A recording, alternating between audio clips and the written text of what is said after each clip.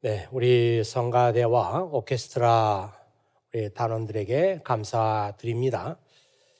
오늘은 대강절 세 번째 주일입니다마는 우리 교회에서는 성탄절 예배로 드리는 날이에요. 그래서 옆에 있는 분들과 함께 성탄 인사 한번 나누겠습니다. 메리 크리스마스 하고 한번 서로 인사를 나누시죠.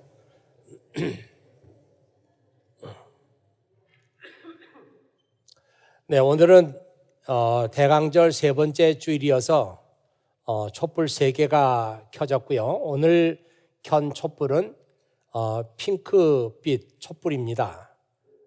기쁨의 촛불. 이 핑크 컬러하고 우리 마음속에 있는 기쁨의 컬러하고 이렇게 잘 매치가 된다는 그런 생각이 들지 않습니까?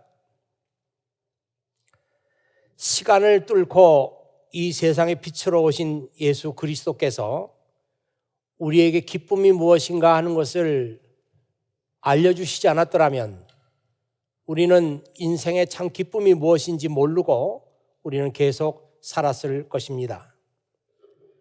생각해 보면은 우리 삶에 기쁨이 없는 것은 아닙니다. 학생들은 리포트를 내서 점수를 잘 받았을 때 참 기쁩니다. 또 학위를 받게 되는 날 참 기쁩니다. 또 좋은 직장에 취직이 되고 참 기쁘죠. 그리고 좋은 사람을 만나서 장례를 약속하게 되었습니다. 얼마나 기쁘겠습니까? 이런 기쁨이 우리에게 있습니다마는 그러나 이런 기쁨들이 오래 가지 않습니다. 다 일시적인 그런 기쁨이라는 것이죠. 시간이 흐르면 그 기쁨이 다 사라지고 시간이 흐르면 그 기쁨을 다 잊어버리게 되고 이런 기쁨이 계속해서 지속되었으면 좋겠는데 그리 오래 가지 않습니다. 그렇다면 예수 그리스도께서 우리에게 약속하신 이 기쁨은 어떤 기쁨인가? 오늘 제가 여러분과 함께 드릴 말씀이 바로 그 말씀이에요. 근데 그보다 먼저 여러분에게 조금 묻고 싶은 것이 여러분 혹시 이런 말씀 들어보셨나요? Seven signs in the Gospel of John. 요한복음에 나오는 7개의 사인. 어떻게 들으면 매우 신학적인 그런 말같이 들리지만 이제는 이런 말들이 아주 보편적인 말이 됐습니다. 많은 사람이 알고 있는 상식이 되었다는 것이죠. 그래서 여러분이 지금도 이 구글에 들어가서 Seven signs in John, in the Gospel of John 이렇게 치면은 그 7개의 사인이 무엇인가 하는 것이 쫙 이렇게 리스트가 나옵니다. 예수님의 제자였던 요한은 요한복음을 기록하면서 예수님의 기적은 단순한 기적이 아니라 그 기적을 일으키신 예수님이 바로 하나님의 아들이시라고 하는 것을 나타내 보여주는 사인이다. 그렇게 본 거예요. 그래서 그의 복음서 안에 매우 의도적으로 7개의 사인을 배치했습니다. 이거는 순서와 관계없이 요한이 의도적으로 배치한 거예요. 맨 먼저 나오는 사인이 뭔가 하면은 예수님께서 가나의 결혼잔치에 가서 물로 포도주를 만든 이 사인. 요한은 물로 포도주를 만들었으니까 기적 아니겠어요? 근데 기적이라고 말하지 않고 이것은 사인이다. 바로 예수님께서 하나님의 아들이시라고 하는 것을 우리에게 보여준 사인이다. 그렇게 생각하고 이 사인을 맨 앞에다가 놨습니다. 그 얘기를 잠깐 드린다면 그때 사람들은 결혼잔치를 하루에 다 치르지 않았습니다. 일주일, 열흘, 20일 혹은 한 달 동안 결혼 잔치를 했습니다. 이 결혼식은 그때 사람들에게는 그냥 당사자들의 어떤 축제가 아니고 마을의 축제였어요. 그래서 온 동네가 기뻐하고 축제를 벌였습니다. 그때는 가난했고 먹을 것도 부족했고 별로 기쁜 일이 없었는데 그나마 이 결혼식이야말로 우리 인생에 있어서 가장 기쁜 날이다. 그렇게 생각하고 그 기쁨을 아마도 오랫동안 지속하고 싶어서 이렇게 잔치를 오랫동안 하지 않았는가 그런 생각을 해봤습니다. 제가 오래전에 교회 청년들을 데리고 우즈베키스탄에 단기 선교를 몇 차례 갔다 왔습니다. 우즈베키스탄 사람들은 낯선 손님들에게 얼마나 친절한지 모릅니다. 친절한 것은 말할 것도 없고 먹을 것도 주고 잠도 재워줍니다. 이 우즈베키스탄뿐만 아니라 이스라엘을 포함해서 중동 지역에 있는 나라들이 다 그렇고 중앙아시아 지역에 있는 나라들도 같은 그 문화를 공유합니다. 손님들에게 친절하죠. 근데 제가 우즈베키스탄 사람들 집에 가면서 조금 의아하게 생각됐던 것이 집은 그렇게 크지 않는데 집 안에 마당은 참 크구나. 그런 생각을 했어요. 그래서 그 주인에게 아니 마당이 왜 이렇게 크냐 그렇게 물어봤더니 결혼식 때문이라고 그랬습니다. 결혼식이 되면 많은 사람들이 와야 될 텐데 마당이 좁으면은 많은 사람이 들어올 수 없다는 거죠.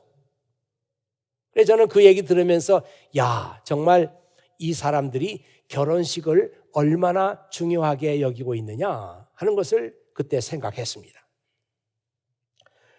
요한복음 2장 말씀을 읽어보면은 결혼식 잔치가 거의 끝날 무렵에 예수님과 제자들이 도착합니다. 어머니 마리아는 미리 좀 가 있었던 것 같아요. 그래서 일도 도와주고 그랬던 것 같습니다. 근데 그때 마침 포도주가 떨어졌어요. 그러니까 주인은 너무너무 당황했습니다. 아직도 결혼식 잔치가 끝나진 않았는데 또 손님이 이렇게 오는데 포도주가 없는 거예요. 이 결혼식을 준비해 놓고 미리 계획을 짜는데 포도주를 미리 많이 준비하지 않아 가지고 모자랐다 하는 것은 주인에게는 큰 수치거리입니다. 그러니까 주인이 매우 당황했어요. 그때 예수님께서 항아리 6개에다가 물을 가득 채우게 하시고 이 항아리들을 잔치 맡은 사람에게 갖다 주라 그랬습니다.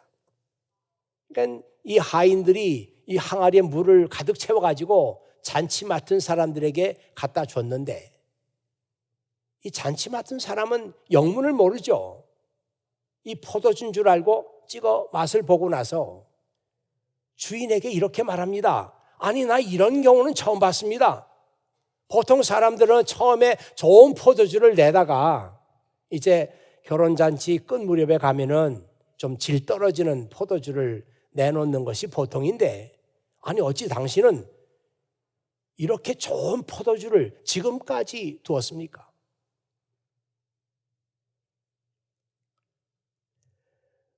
물이 포도주가 됐는데 그냥 포도주가 된 것이 아니라 최상급 가장 좋은 포도주가 된 기적이 일어난 것입니다.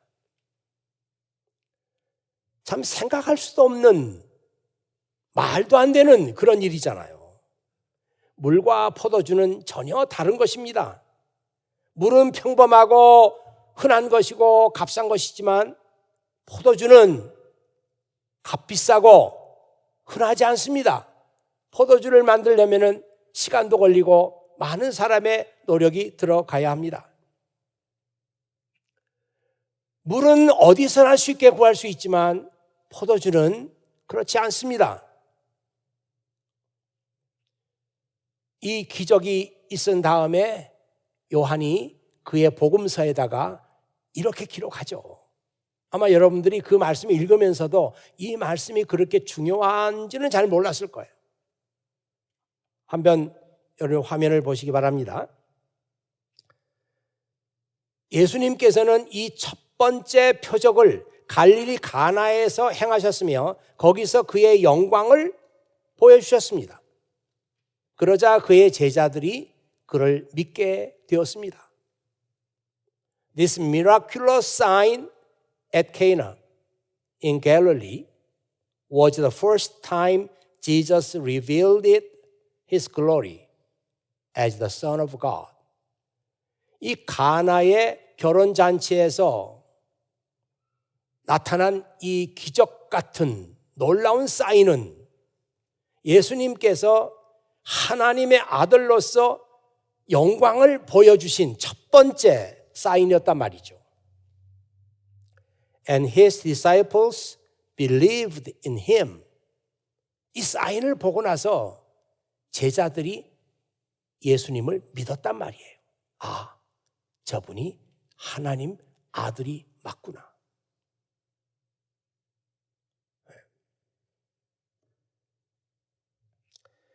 이 요한복음 거의 끝에 21장까지 있는데 20장에 이런 말씀이 나오죠. 다시 한번 그 말씀을 보도록 하겠습니다. 다음.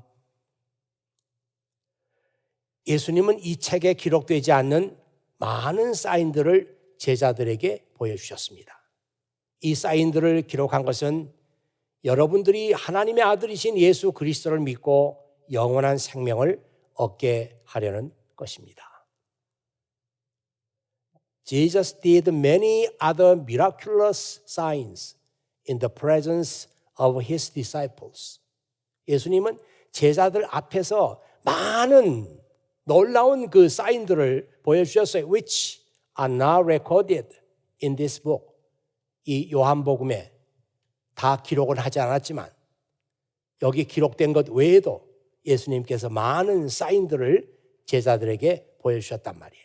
But these signs are written that you may believe that Jesus is the Christ, the Son of God. 이 사인들을 이 책에 기록한 것은 바로 여러분들이 예수 그리스도가 하나님의 아들이라고 하는 것을 믿게 하려고 한 것입니다. And that by believing you may have life in his name. 그리고 그의 이름을 믿음으로 말미암아 여러분들이 영원한 생명을 얻게 하려고 한 것입니다. New English Translation에서 제가 인용을 했는데 아주 번역이 잘 돼 있더라고요. 이 요한이 말하고자 하는 메시지는 아주 간단하고 분명합니다. 하나님의 아들이신 예수님께서 우리 삶에 들어오실 때 물이 포도주로 변하는 것과 같은 놀라운 삶의 변화가 일어난다. 이것이 요한이 지금 하고 싶은 거죠. 예수님께서 여러분의 생에 들어오시고 하시면 평범한 삶이 비범한 삶이 되고 재미없는 삶이 재미있는 삶이 되고 슬픔이 기쁨으로 바뀌고 염려와 근심이 웃음으로 바뀌고 그렇다는 것입니다. 이 말씀이 정말 믿어지십니까? 내가 예수님을 영접하고 예수님을 믿었더니 물이 포도주로 변한 것처럼 내 인생도 그렇게 달콤하게 변했다. 정말 저는 목사로서 여러분의 삶이 그렇게 달콤한 포도주로 최상급 포도주에 그렇게 변했으면 그래서 예수 믿는 사람들의 삶이 재밌어요. 인생이 재밌어요. 지루하지 않아. 염려와 걱정에 매여 살지 않아요. 우리에게 기쁨이 있어요. 그런 인생이 됐으면 좋겠다. 그렇게 생각하는데 여러분들은 실제로 여러분의 삶이 예수님 때문에 이렇게 바뀌게 되었다, 이렇게 생각하시는지요? 여러분, 이 말씀을 한번 보십시오. 이사야 61장 1절에서 3절인데요. 주님께서 나에게 기름을 부으시니 하나님의 영이 나에게 임하셨다. 이는 여호와께서 내게 기름을 부으사 가난한 자에게 아름다운 소식을 전하게 하셨다. 나를 보내서 마음이 상한 자를 고치며 포로된 자에게 자유를, 갇힌 자에게 노임을 선포하며 주님의 은혜의 해와 우리 하나님의 보복의 날을 선언하고 모든 슬퍼하는 사람을 위로하게 하셨다. 시온에서 슬퍼하는 사람들에게 재 대신 화관을 씌워주시며 슬픔 대신에 기쁨의 기름을 발라주시며 괴로운 마음 대신에 찬송이 마음에 가득 차게 하셨다. 여러분, 이 이사야서 61장 1절에서 3절에 나오는 말씀인데, 이 말씀이 신약 성경에도 나와요. 신약 성경 어느 곳에 나오냐면은 예수님께서 사역을 시작하시기 전에 자기 고향 나사렛에 가서 그 회당에서 이사야 말씀의 두루마리를 펴시면서 바로 이 말씀을 읽으셨어요. 이것은 예수님께서 본격적으로 사역을 시작하기 전인데, 이제 내가 앞으로 이런 사역을 할 것이다, 내가 할 사역은 이런 내용이다, 나는 이 일을 할 것이다 하는 것을 만천하에 공포한 것입니다. 그런데 그 말씀 속에 슬퍼하는 사람들을 위로할 것이고 재 대신 화관을 씌워줄 것이고, 재는 그 슬픔에 빠진 사람을 의미하는 거예요. 그런데 그런 사람들에게 꽃으로 만든 기쁨의 관을 씌워주신다는 거예요. 슬픔 대신에 기쁨을 선사하고 괴로운 마음에다가 찬송을 주신다는 거예요.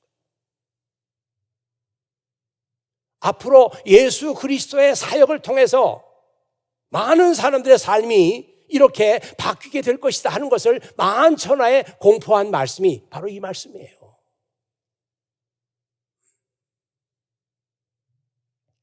오늘 읽은 누가복음 본문 말씀도 똑같은 메시지를 우리에게 전해주고 있습니다. 두려워 마라, 보아라, 모든 백성을 위한 큰 기쁨의 소식을 가지고 왔다. 오늘 다윗의 마을에 너희를 위하여 구세주가 태어나셨다. 그는 곧 그리스도 주님이시다. 예, 아주 간단한 말씀입니다만은 이 말씀 속에 오늘 제가 여러분과 나누고 싶은 모든 말씀이 다 들어있어요. 이 말씀의 방점은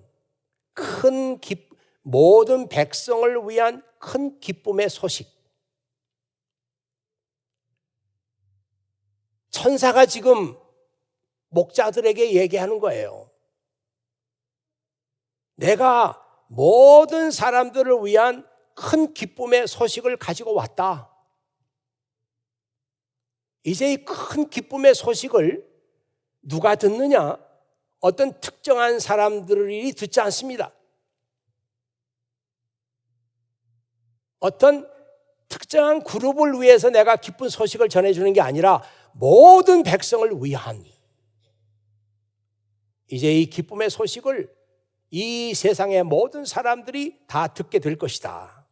그리고 이 기쁨의 소식은 예전부터 하나님께서 계획하셨고 하나님의 마음속에 있던 것이었다. 그 얘기가 오늘 다윗의 마을에 너희를 위해서 구세주가 나셨다, 이 말씀의 뜻입니다.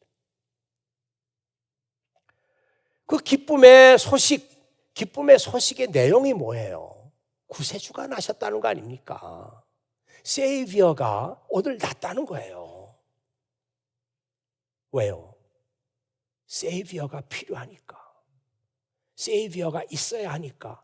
세이비어가 없으면 안 되니까. 세이비어가 오늘 탄생한 겁니다. 그것이 모든 사람들이 들어야 될 기쁜 소식이라 그랬어요. 모든 사람들이 다 구세주가 있어야 해. 구세주가 탄생해야 돼. 구세주가 필요해. 이런 상황 속에 있는데 오늘 구세주가 태어나셨다는 거예요. 그러니까 얼마나 기쁜 소식입니까? 모든 사람들에게.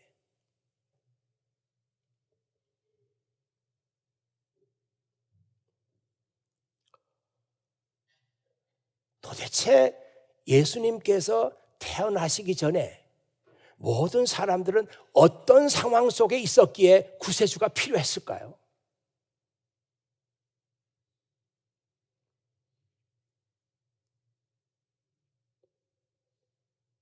사람들은 그때 생명의 주님이신 하나님, 자기들의 생명을 창조하신 하나님, 그분과의 관계가 깨져 있었습니다. 관계가 깨져 있었어요. 여러분 아시죠? 인간 관계가 깨져도 얼마나 힘들어요. 양쪽이 다 힘듭니다. 그런데 자기 생명을 창조하신 그분과 내가 관계가 깨졌어요. 우리 삶이 어떻겠어요? 그래서 모든 사람들이 세이비어가 있어야 돼. 구세주가 있어야 돼. 나를 구원해 주실 분이 필요해. 그런 생각을 하고 있었던 것입니다. 저는 이 말씀을 생각하면서 그 어거스틴의 고백록에 나오는 유명한 말씀, 어거스틴의 고백록 1권 1장 처음에 나오는 얘기예요. 그 말씀이 생각이 나는 거예요. 한번 보세요. 당신은 우리를 당신을 위해서 창조하셨기에 당신 안에서 안식을 얻기까지 우리 마음에 평화가 없었습니다. 참 유명한 고백입니다. You have made us for yourself. 당신은 당신 자신을 위해서 우리를 만드셨어요. 이게 하나님과 우리와의 관계를 지금 얘기해 주는 거잖아요. 하나님이 왜 우리를 창조하셨는가? 하나님 자신을 위해서 창조하셨어요. 그래서 우리를 통해서 기쁨을 얻고자 하신 거죠. Oh Lord, and our heart is restless. 우리 마음에 기쁨이 없습니다. 우리 마음에 안식이 없어요. 왜? 하나님과 관계가 깨지니까. Until it finds its rest in you. 내 마음이 당신 안에서 레스트를 발견할 때까지는 우리 마음속에 레스트가 없었습니다. 여러분 한번 생각해 보세요. 우리가 뭐 힘든 일을 하고 고달프고 그렇게 살면서도 안식할 때가 있잖아요. 아마 그것이 가정인지 모르죠. 또 교회가 안식처도 될 수 있어요. 근데 고달프게 인생을 살아가면서 안식이 없다고 생각해 봐요. 어디서도 내가 내 마음이 레스트할 수 있는 곳을 찾지를 못했다. 얼마나 인생이 고달프겠습니까? 그런데 이 어거스틴 같은 사람도 그렇게 안식을 얻으려고 방황하다가 드디어 하나님 안에서 이 안식을 발견한 거예요. 이것은 어거스틴 한 사람의 고백이 아니라 예수님께서 이 땅에 태어나시기 전에 모든 사람들이 똑같은 상황 속에서 우리는 안식이 없어요. 생명의 하나님과 우리 관계가 깨졌어요. 우리는 불안합니다. 우리는 고달파요. 다 그러고 있었어요. 그때 구세주가 나신 거예요. 이제 모든 사람에게 하나님과 평화를 누리며 살 수 있는 길이 누구에게나 열렸습니다. 그러니 기쁜 소식 아니에요? 뭐 어떤 특권층, 공부 잘하는 사람, 무슨 특권층 이런 사람들에게만 평화를 누릴 수 있는 길이 열린 게 아니라 모든 사람에게 열렸습니다. 하나님을 등지고 사는 삶이 아니라 이제 하나님을 즐거워하면서 살 수 있는 길이 열렸다고요. 그래서 웨스트민스터 신앙 고백 제1번 문제. 그 웨스트민스터 카테키즘이라고 웨스트민스터 카테키즘 이렇게 보통 얘기하죠. 근데 웨스트민스터 롱거 카테키즘이 있고 웨스트민스터 쇼러 카테키즘이 있어요. 롱거는 이제 양이 굉장히 많아요. 그러니까 사람들이 안 읽으니까 요약해가지고 쇼로 하게 이제 쇼트하게 만들어 놓은 게 이제 보통 많은 사람들이 읽는 건데 뭐 길거나 짧거나 간에 1번 문제는 똑같습니다. 사람의 첫째 목적이 무엇입니까? What is the primary purpose of man? 야, 멋있죠? 인생의 목적이 뭐냐? 1번. 그 answer가 뭔가 하면 It is to glorify God and enjoy Him forever. 우리 인생의 목적은 하나님께 영광을 돌리고 그리고 영원히 그 하나님을 즐거워하는 거예요. 기뻐하는 거예요. 대단하죠? 영원히 하나님께 영광을 돌리고 하나님을 즐거워하고 이것이 인생의 목적이다. 저의 목적도 그렇고 여러분의 인생의 목적도 거기에 있습니다.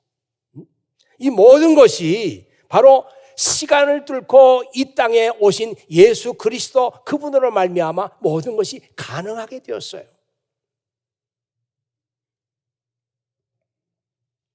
이런 의미에서 예수님은 우리 삶의 기쁨의 근원이 되신다. 기쁨의 근원이 되신다. 이렇게 생각했어요. 여러분 찬송가 325장 가사에 보면 이런 가사가 나오죠. 예수가 함께 계시니 시험이 오나 겁없네. 기쁨의 근원 되시는 예수를 위해 삽시다.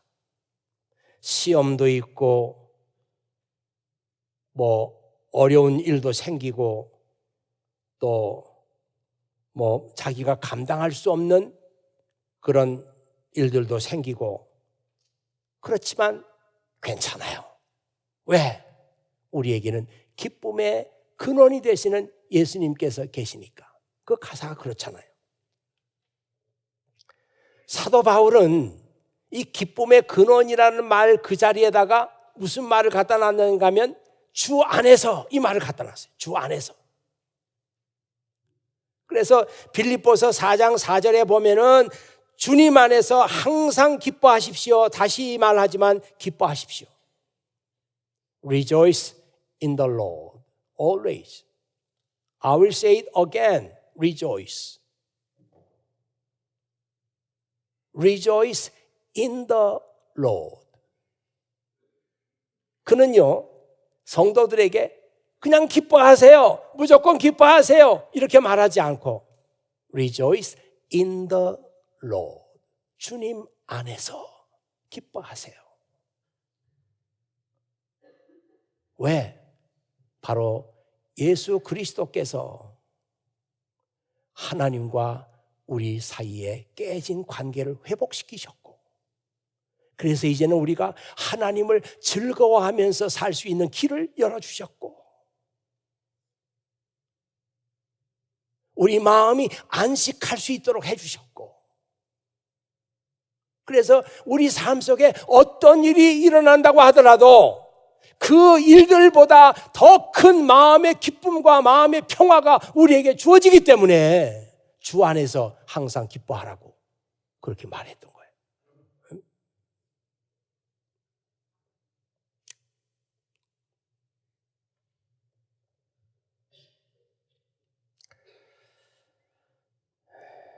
제가 이 대강절 세 번째 주일 설교 말씀을 생각하면서 기쁨에 대해서 설교를 해야 되겠다, 그렇게 생각하면서 처음부터 마지막까지 계속해서 제 머릿속에 떠올라가지고 사라지지 않고 남아있던 성경 말씀이 있어요. 이 말씀이 로마서 5장 10절에 있는 말씀입니다. 아마 여러분들이 이 말씀을 읽긴 읽었겠지만 이 말씀이 이런 뜻인가 아마 잘 모르고 읽었을 수도 있어요. 로마서 5장 10절인데요. 우리가 여전히 하나님과 원수로 살고 있을 때 하나님의 아들의 죽음으로 말미암아 하나님과 관계를 회복하게 되었습니다. 이 우리말로는 이게 좀 표현하기가 거추장스러워요, 이 말씀은. 여기 등장하는 단어들을 보면요. For since our friendship with God. 우리가 하나님과의 그 friendship이니까 아주 보통 friendship을 우리가 뭐 친구 관계에서 쓸 때 우정이라 그러잖아요. 이 하나님과의 그런 그 우정의 관계가 was restored by the death of his son. 하나님의 아들의 죽음으로 말미암아 회복되었어요. 근데 그 다음에 나오는 걸 보면요. While we were still his enemies. 이 enemy라고 하는 말이 원수란 뜻이잖아, 원수. 하나님과 우리와의 관계가 깨져 있을 때, 하나님과 우리와 관계가 깨져 있을 때 하나님은 우리에게 원수. 우리도 하나님의 원수. 하나님은 우리의 원수. 아니 어떻게 enemy라는 단어를 거기다 쓸 수가 있어요? 그러니까 단순히 그냥 관계가 깨진 게 아니고 원수였어, 원수. While we were still his enemies.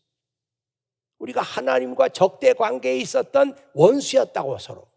그런데 이런 관계를 하나님의 아들이신 그분의 죽음으로 말미암아 하나님과 우리와의 그 프렌드십이 다시 회복되었어요. 응? 얼마나 놀라운 일이에요. 그러므로 주 안에서 항상 기뻐하라. 주 안에서 기뻐하라. 바로 예수 그리스도께서 이 관계를 회복시켜 주시고, 그래서 그것 때문에 우리 마음속에 세상이 알 수 없는 은혜와 평강과 기쁨이 늘 있단 말이에요. 하나님하고 관계가 회복되니까.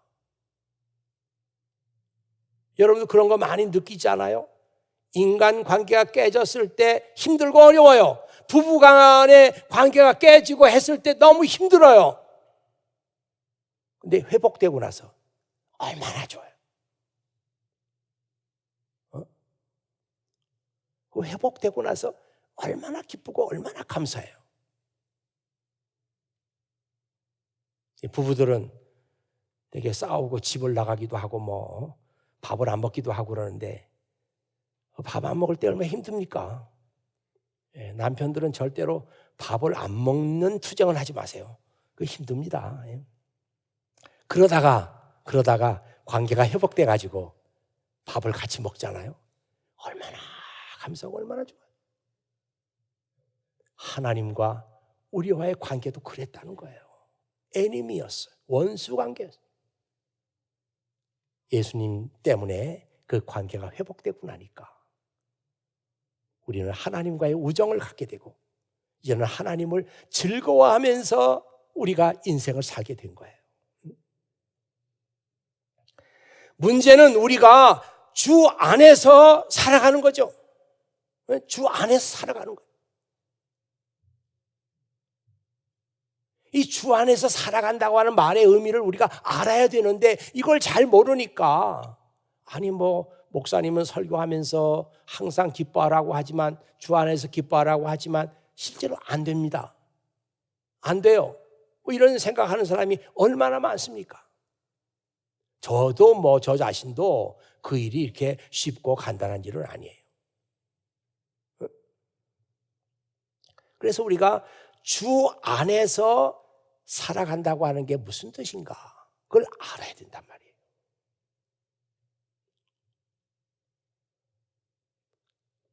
주 안에서 산다고 하는 말은, 살아간다는 말은 예수님을 진실하게 믿는 거죠.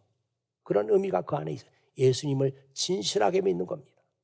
예수님을 진실하게 믿는다면 우리의 생각도 우리의 행동도 바뀌게 될 거예요. 우리가 예수님을 믿되 진실하게 믿지 않고 형식적으로 믿으니까 우리 삶은 전혀 바뀌지 않습니다. 제가 일부 예배를 드리면서도 그런 얘기했어요. 만일 저에게 시간이 많이 주어지고 한 사람 한 사람 붙잡고 3시간, 4시간 얘기할 수 있다면 왜 우리는 예수님을 진실하게 믿지 않는가? 그 얘기 가지고 얘기하고 싶어요. 뭐 때문에 우리는 교회를 나온다고 하면서도 형식적으로 10년, 20년 교회 생활하면서도 왜 내 삶은 바뀌지 않는가? 이 얘기하고 싶다고요. 주 안에 있다고 하는 말은 예수님을 진실하게 믿는다는 뜻이에요. 그리고 예수님의 말씀을 진지하게 심각하게 듣는 거예요. 흘려듣지 않아. 끝나고 나서 다 잊어버리는 그런 게 아니고, 아, 예수님 오늘 설교 시간에 이런 말씀을 주셨지? 그 말씀을 심각하게 듣는 거예요. 그리고 깨우치는 거예요. 그리고 실천하는 거예요. 이게 주 안에 있는 거예요. 주 안에 있는 것은 뭐 간단하게 그냥 주 안에서 기뻐하라 읽고 지나가는 말씀이 아니라 예수님을 진지하게 믿고 진실하게 믿고 그분의 말씀을 심각하게 듣고 배우고 그리고 실천하는 거예요. 이게 주 안에 있는 거예요. 그런 사람에게는 기쁨이 오버플로우하게 된다. 주님의 말씀이에요. 너희가 내 말대로 하면은 내 기쁨이 너희 안에 오버플로우하게 될 것이다. 그 몇 절에 있었어요? 요한복음 5장 15장 11절. 요한복음 15장 11절. 네. 화면에 나오죠? 내가 이것을 너희에게 말한 것은 나의 기쁨이 너희에게 충만하기를 원하기 때문이다. 너희가 내 말대로 한다면 내 안에 있어라 그랬거든요. 내 안에 있어라. 너희가 내 말대로 한다면 틀림없이 기쁨이 흘러 넘치는 삶을 살게 될 것이다. 와, 주님은 그렇게 말씀하시는데 진짜 우리가 예수님 안에 있으면 예수님의 기쁨이 내 안에서 오버플로우하게 될까요?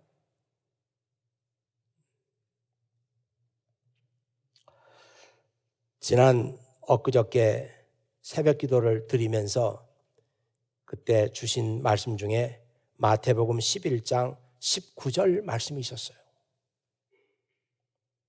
그날 아침에는 그 한마디 말씀으로 하나님께서 주신 은혜가 그것으로 충분했어요.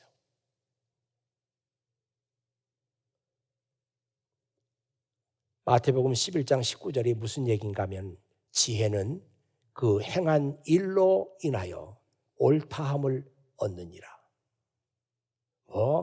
예수님께 대해서 비난이 많아요. 이 사람은 이런 사람이 이런 비난이 많아. 그때 예수님께서 하신 말씀이에요. 지혜는 그 행한 일로 인하여 옳다함을 얻느니라. But wisdom is shown to be right by its results. 참 지혜라고 하는 것은 지혜는 그 결과를 보고 이 지혜가 참 지혜구나 아니구나 하는 것을 알 수 있다는 거죠. 이 말씀은 진짜 얼마나 은혜가 되는지 말이에요. 여러분이 하나님 말씀 들었어요. 그럼 그 하나님의 말씀이 얼마나 진실하냐 하는 것은 이제 그 말씀을 들은 사람의 결과. 아니, 하나님의 말씀을 듣고 이 사람이 이렇게 삶이 변화가 됐어요.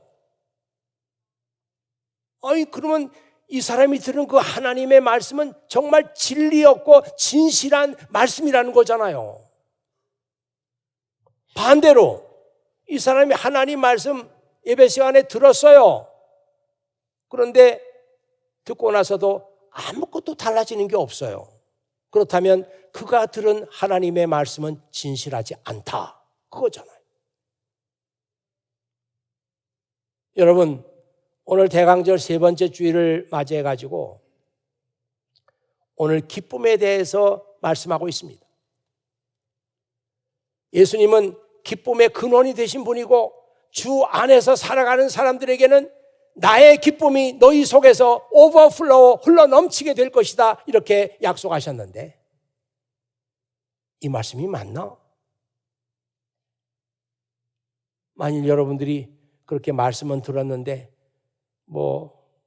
진짜 기쁨을 잃어버리고 산다면 오늘 말씀은 진실하지 않는 말씀이에요. 그러나 여러분들이 주 안에서 산다는 게 뭔지 잘 알고 이제는 제가 형식적인 믿음 생활이 아니라 예수님을 내 주님으로 진실하게 받아들이겠습니다. 그리고 예수님의 말씀을 헛되게 듣지 않고 심각하게 진지하게 듣겠습니다. 그리고 그 말씀을 내 삶 속에서 실천하겠습니다. 이렇게 했더니 진짜 예수님의 말씀처럼 힘들고 어려운 상황 속에서도 예수님의 기쁨이 내 안에서 막 오버플로우 하는 거예요. 그 경우에는 내가 들은 말씀이 진정한 하나님의 말씀이구나, 이렇게 되는 겁니다. 여러분 한 사람 한 사람의 그 삶이 그렇게 중요해요. 이 세상에 지금 여러분들은 얘기하고 있는 거예요. 내 삶을 보세요. 내가 하나님 말씀 듣고도 이렇게 끄떡없이 아무것도 바뀌는 게 없지 않습니까? 그래서 하나님 말씀이 아무것도 아니라고 여러분은 얘기하고 있는 거예요. 반대로 제가 힘들고 어렵지만 하나님의 말씀이 내게 들어오고 내가 그 말씀대로 살았더니 내 삶이 이렇게 평강을 얻게 되고 내 삶이 이렇게 견고하게 되었어요. 그 경우에는 여러분이 들은 그 하나님의 말씀이 진리라고 하는 것을 온 세상에 보여주는 겁니다. 기도하겠어요. 아버지 하나님, 감사합니다. 오늘도 아버지 하나님께서 이 대강절 세 번째 주일을 맞이해서 우리에게 기쁨에 대해서 말씀해 주신 것 감사합니다. 정말 저희들의 삶을 보건대 기뻐할 일보다는 염려하고 슬퍼하고 절망하고 낙심하고 이런 일들이 더 많은 것을 고백하지 않을 수가 없습니다. 그러나 분명히 성경은 주 안에서 기뻐하라고, 항상 기뻐하라고, 너희가 내 안에 있으면 내 기쁨이 너희에게 차고 넘칠 것이다 말씀하고 있습니다. 아버지 하나님, 사랑하는 주의 자녀들이 오늘 말씀을 듣고 주 안에 있다고 하는 말씀이 무엇인가 하는 것을 진지하게 보게 하시고 하나님의 말씀이 진짜 하나님의 말씀이 돼서 내 삶에 참 기쁨을 선사하는 놀라운 삶의 은혜가 있게 하여 주시옵소서. 우리 구주 예수 그리스도의 이름으로 기도하옵나이다. 아멘.